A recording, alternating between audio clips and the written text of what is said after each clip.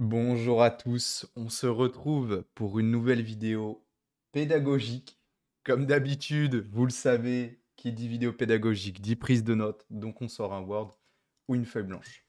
Ici, ça va être une vidéo pour vous expliquer en fait qu'est-ce que ça va être le métier de trader, qu'est-ce que c'est un trade exécuté de A à Z parfaitement, quel est en fait le cadre d'évolution d'un trader. Donc, on commence par la base qui va être l'analyse de son graphique. Poser son analyse graphique. Donc voilà, poser. Ici, on a une daily open. Ok, ici, on a des order blocks. Ici, on a un low. Ok, qu'on a SFP. D'accord. Voilà. Poser son analyse graphique. En gros, on la pose pendant sa routine de trading, donc le matin ou pendant qu'on est devant les graphes, si on fait du scalping intraday. Voilà, on pose toujours son analyse. C'est très important que ça ne reste pas dans votre tête. Pourquoi vous devez poser votre analyse et ne pas la garder dans votre tête? Pour que ça vous permette de simplifier les choses et prendre des décisions plus rapidement. Parce que quand vous gardez tout dans votre tête, vous prenez trop de micro-décisions et ça, vous pouvez vous embrouiller et vous emmêler les pinceaux si vous n'êtes pas clair dans votre analyse. Donc ça, premier point, on pose son analyse. Deuxième point, une fois qu'on a fait son analyse, qu'on a trouvé voilà, une entrée sur un trade, un stop loss avec un take profit qui est en accord avec votre trading plan, votre setup que vous avez créé avant votre session de trading, bien évidemment, que vous avez passé des mois à travailler, à backtester, vous savez qu'il est valide. Vous posez, à partir du moment où vous avez fait cette analyse graphique et que vous avez trouvé un trade qui est en accord avec votre trading plan, vous posez votre taille de position. Donc par ici, par exemple ici, on a un exemple assez simple. Voilà, on a un order block, entrée sur l'order block, stop loss au niveau du lot, take profit ici à la daily open en confluence avec un order block. Voilà, ça rentre dans un setup. Ok.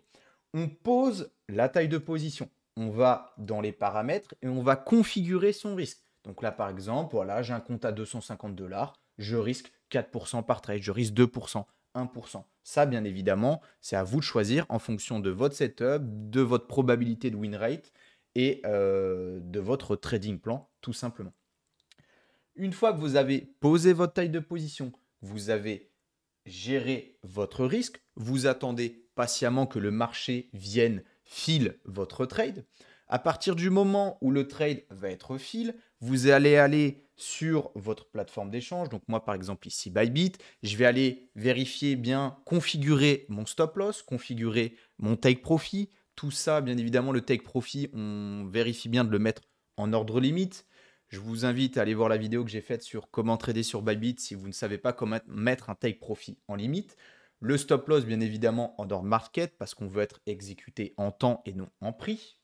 Voilà, une fois que ça c'est fait, on va gentiment laisser le trade vivre. En fonction de votre setup, de votre trading plan, vous allez avoir des conditions ou non de gestion du trade. Donc ça va être important de gérer votre risque durant votre trade. Donc ça, en fonction, si vous avez du scalping intraday, il y aura moins de gestion. Si vous êtes sur du day trading, swing trading, il y aura sûrement de la gestion du risque en fonction du max drawdown, avec par exemple des stop suiveurs. Donc tout ça va être à prendre en compte. Une fois que ça va être fini, que le trade est clôturé, que ce soit prise de profit ou clôture à break-even ou une perte, très important, juste après, de prendre un screenshot de votre trade. Donc, comment on va faire ça? On va rester, du coup, enfin, on va aller, excusez-moi, sur TradingView. On va laisser l'analyse qu'on a faite. On va laisser la taille de position et on va aller ici prendre une capture d'écran. Donc, soit vous avez deux possibilités. Soit vous avez un trade logger en automatique et vous allez pouvoir ajouter un commentaire dans le trade logger. Donc vous allez copier le lien, voilà ici. Donc vous copiez le lien de ce screen ici que vous mettez dans les commentaires du trade logger. C'est ce que je vous invite tous à faire. Voilà, trade logger automatique. Vous avez Trade Diary qui est gratuit. Vous copiez le lien, vous mettez dans les commentaires. Très important. Seconde option, vous enregistrez la photo et vous mettez ça dans un dossier si par exemple vous avez un trade logger en Excel ou autre.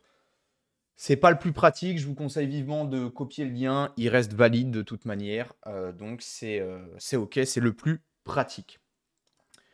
Une fois que c'est fait, que vous avez screen, est très important sur le screen d'avoir l'analyse et la taille de position. Pourquoi c'est important? Parce que une fois que vous allez être à la fin du mois, fin du trimestre, ça dépend de votre cycle d'analyse de trade logger, une fois que vous allez analyser votre trade logger en fin du mois ou fin de trimestre, vous allez devoir vous replonger dans vos trades. Et ça va être important que ces trades soient logués de manière la plus précise possible pour que vous puissiez vous remettre dans le trade et vous dire, ah ok, celui-ci il est perdant parce que voilà, j'ai fait ça, là peut-être j'avais fait une mauvaise analyse ou peut-être émotionnellement j'étais pas bien. Ok. Une fois que vous avez, excusez-moi, logué votre trade, vous avez mis la photo dans les commentaires du trade, vous allez également mettre un commentaire sur le trade. Voilà, vous allez indiquer, si par exemple vous avez mis un stop suiveur sur un trade en swing, bah, vous allez expliquer, voilà, j'ai mis un stop suiveur avec un suivi des lows et j'ai bougé mon stop suiveur à chaque fois qu'on avait un high qui était cassé en corps de bougie, bah, je le plaçais par rapport au low de l'impulsion qui casse le high. Voilà, donc ça, très important d'être clair dans votre trade logger, encore une fois, pour que quand vous analysiez votre trade logger, ce soit simple et évident à comprendre de se remettre sur le trade. Une fois que le trade logger est rempli, en fin de journée, ça doit être une routine, une rigueur, vous devez être discipliné là-dedans. Remplissez votre journal de trading. Voilà, fin de journée, vous remplissez le journal de trading. Ok, bon bah voilà, j'ai fait tel trade, j'ai eu tant d'évolution du PNL, voilà, histoire de remettre toujours un petit contexte. Et après, vous écrivez qu'est-ce que vous avez ressenti. Le journal de trading, vous écrivez dedans ce que vous avez ressenti en termes d'émotion par rapport au trading. Voilà, peut-être aujourd'hui, j'avais pas une bonne psychologie parce que voilà, je me suis engueulé avec un proche. Donc la psychologie était pas bonne. Et ça, c'est à noter dans le journal. Pourquoi c'est à noter? Parce que quand vous allez faire votre analyse en fin de mois de votre trade logger et que vous dites, OK, ce trade-là, il était perdant, pourtant, j'ai tout exécuté parfaitement. Ah non, là, au final, non, j'ai mal exécuté. Pourquoi j'ai mal exécuté? Est-ce que c'est parce que voilà, justement, vous allez voir dans votre journal, vous étiez pas bien parce que vous étiez engueulé avec un proche. Donc ça vient de là. Ok, c'était un problème entre guillemets extérieur. Donc voilà, vous savez que vous avez identifié la problématique. Donc la solution, c'est que quand vous n'êtes pas bien émotionnellement, vous ne tradez pas. Et en fait, le fait d'être précis comme ça dans le remplissage de votre journal, de votre trade logger, ça va vous permettre d'identifier les problèmes qui vous bloquent dans votre trading en termes de rentabilité et de mettre des solutions efficientes par rapport à ces problèmes. Et c'est pour ça que tout ce cycle-là d'un trade est essentiel et doit être tenu à chaque fois. On analyse le graphique, on pose la taille de position avec la gestion de son risque, on gère le trade pendant qu'il exécute, pendant qu'il est en train de vivre sur le graphique. Une fois que c'est fini, on prend un screen avec l'analyse et la taille de position. On le log dans le trade logger avec un commentaire sur ce qu'on a fait. On remplit le journal de trading en fin de journée. À chaque fois, chaque fin de mois, chaque fin de trimestre, ça dépend de votre routine d'analyse. Si vous êtes débutant, je vous conseille vivement fin de mois. Si ça fait déjà 2-3 ans que vous tradez, que vous êtes rentable, c'est OK tous les trimestres. Il n'y a pas besoin d'analyser plus que ça, vu que vous avez déjà votre setup et que ça tourne bien. Donc ça va être important, voilà, chaque fin de mois, vous analysez votre journal de trading, votre trade logger, pour trouver des améliorations, que ce soit à votre setup en analysant votre trade logger.